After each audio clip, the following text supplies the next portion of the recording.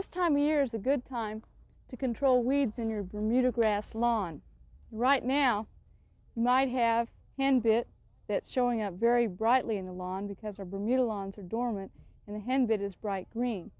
You can control that using a spray of Roundup herbicide.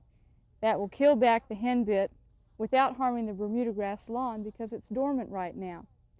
Now, herbicides in general, or weed killers, are sometimes a very confusing topic to home gardeners. Probably the most important thing you can do to use them effectively is first find out about the weeds that are actually in your lawn. Are they an annual weed or a perennial weed? Henbit, for instance, is a winter annual. It will go to seed and die back this spring. Some people don't even bother with weed control. They'll just let it look a little odd for a while with a lawn with little green splotches in it, mow it down before it blooms in spring and be done with it. Others like to control it and keep it in abeyance through the winter to keep their lawn looking uniform. But it is a winter annual, so it's not going to live through the summertime. There are other weeds that are summer annuals. Crabgrass is one of those.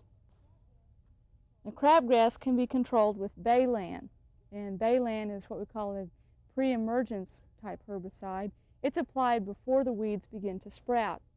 Usually we say put your baylan on when the forsythia is in bloom rather than follow a specific calendar. If you watch the forsythia shrubs around your neighborhood when they are blooming, that's the ideal time to put baylan on as a pre-emergence on your Bermuda lawn. When the crabgrass begins to sprout and grow, it will be prevented from growing by the baylan. But you must get it on before the crabgrass starts to come up. Now later in the summer, if crabgrass has already gotten established, or if you have problems with sandburrs, Dallas grass, or other summer grasses in your Bermuda lawn, you can control those, provided your Bermuda lawn is mature and well established. There's a material called MSMA that will effectively control those annual grasses, and it may make your Bermuda grass look slightly off color for a week or two, but it will sprout right back and be fine. Now, you would not want to use this in a lawn that's newly established or where the Bermuda grass is having a tough time getting a hold. But Bermuda's a pretty tough grass, so that's usually not a problem. But again, MSMA is not a material that you would want to put on as a preventive. It's for post-emergence control. It must be applied during hot weather, usually July or August, once the sandburrs or crabgrass or other annual grasses have gotten established. Now, a lot of you have trouble with dandelions. And dandelions are not that hard to control if you understand a little bit about their life cycle. The dandelion is what we call a biennial. Usually in the springtime, it's very, very obvious in a Bermuda grass lawn or other lawns. You see the yellow flowers, and then those go to seed. You may wonder what happens to all those seeds. Those sprout in the fall. So in the fall, it's a very tender seedling. It lives through the winter, and then in the spring puts down a taproot and becomes a very tough weed to control. Well, many of you gardeners are programmed to control dandelions in the spring when you're seeing a lot of those yellow flowers. Actually, the best time to control dandelions is in the fall. The material you could use would be a 2,4-D type solution. And one thing I want to caution you on with materials such as 2,4-D is that they're very, very volatile. They will drift up to a quarter mile if weather conditions are right. So you could very easily damage your neighbor's property if it's not applied in the correct manner.